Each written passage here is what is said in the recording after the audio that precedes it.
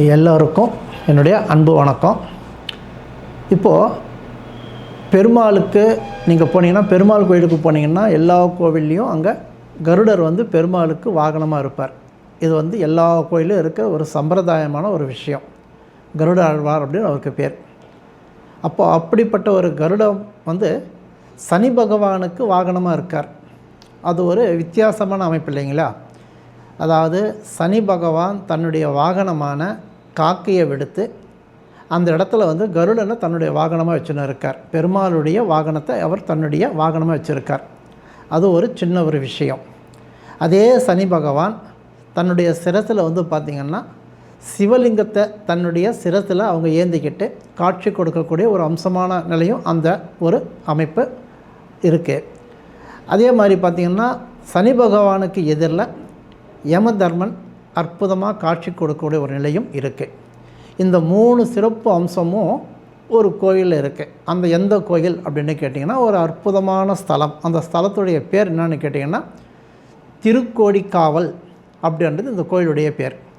இந்த கோயில் எங்கே இருக்குது அப்படின்னு கேட்டிங்கன்னா கும்பகோணத்திலிருந்து குத்தாலம் போகிற வழியில் சுமார் ஒரு 20 கிலோமீட்டரில் இந்த கோயில் இருக்குது. இந்த கோயிலில் அருள் பாலிக்கக்கூடிய சிவனுடைய பேர் என்னன்னு கேட்டிங்கன்னா கோட்டீஸ்வரர் ஆலயம் அப்படின்னு பேர்.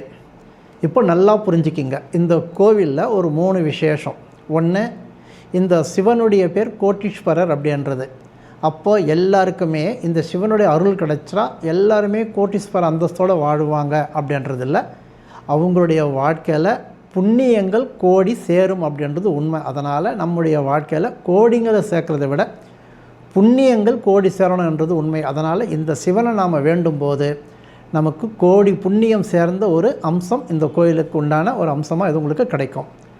அடுத்தபடியாக இந்த இடத்துல சனி பகவானுக்கு நேர் எதிரில் யம தர்மராஜனும் இங்கே இருக்கிறதுனால யம பயத்தில் இருக்கிறவங்க இந்த இடத்துக்கு வழிபாடு செய்யும்போது நிச்சயமாக உங்களுக்கு யம பயம் தீர்ந்து உங்கள் வாழ்க்கையில் நல்ல ஆயுள் ஆரோக்கியத்தை கொடுக்கக்கூடிய அம்சம் இந்த இருக்கிற யம தர்மராஜா உங்களுக்கு கண்டிப்பாக கொடுப்பார். அடுத்தபடியாக இங்கே பெருமாளுடைய வாகனமாக இங்கே கருடனானவர் சனி பகவானுக்கு வாகனமாக இருக்கிறதுனால இங்கே வைஷ்ணவ சம்மந்தப்பட்டவங்க சனி பகவானுக்கு விளக்கேற்றும் போது அவங்களுக்கு ஏற்படக்கூடிய சனி தோஷங்கள், 7.5 சனி பாதிப்பு, கண்ட சனி பாதிப்பு போன்ற எதிர்வினைகள் உங்களுக்கு சிறப்பான அம்சத்தை கொடுத்து உங்கள் வாழ்க்கையில் தொந்தரவுகளெல்லாம் விலக்கி கொடுக்குன்றது உண்மை. அடுத்தபடியாக நாம் நம்முடைய வாழ்க்கையில் பெரிய சுமைங்களை தாங்கிக்கிட்டு இருப்போம். தலைக்கு மேலே பாரம் அப்படின்னு சொல்லுவாங்க. எவ்வளவோ விஷயங்கள் நமக்கு பாரம் ஏற்றிக்கிட்ட மாதிரி இருக்கும், சுமைங்களை தாங்கிக்கிட்ட மாதிரி இருக்கும். அப்படிப்பட்ட சுமை தாங்கியாக நம்ம வாழக்கூடிய ஒரு சூழலில் அந்த சுமைங்களுக்கு ஒரு நிவாரணம் கிடைக்கணும் அப்படின்னா இந்த ஸ்தலத்தில் சனி பகவான் தன்னுடைய சிரசில் சிவலிங்கத்தை பாரமாக ஏற்றிக்கிட்டு இருக்கார். அதாவது உலகத்தையே தாங்கக்கூடிய சிவபெருமான சனி பகவான் தன்னுடைய சிரசில் தாங்கிக்கிட்டு இருக்கிற ஒரு அற்புதமான ஸ்தலம் இந்த ஸ்தலம். அதனால் இந்த ஸ்தலத்துக்கு போனவங்க தங்களுடைய பாரங்களையும் தன்னுடைய குடும்ப சூழ்நிலையும் இந்த இடத்துல சுமைங்களை இறக்கி வைக்கக்கூடிய ஒரு அற்புதமான நிலையும் காணலாம்.